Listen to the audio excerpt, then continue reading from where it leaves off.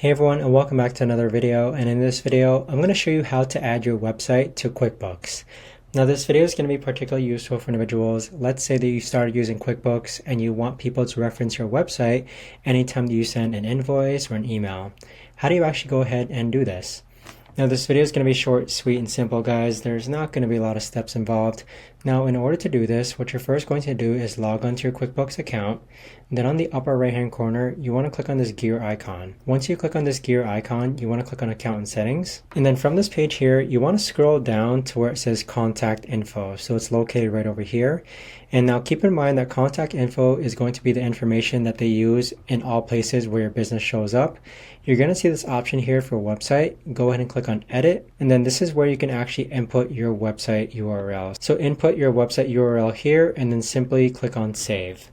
But that right there, guys, is the best and easiest way that I know of to actually go ahead and add your website to QuickBooks. If you guys know of a better or easier way to actually do this, let me know in the comments down below. I would love to know. Thanks so much for watching, everyone, and I'll see you guys all in the next video.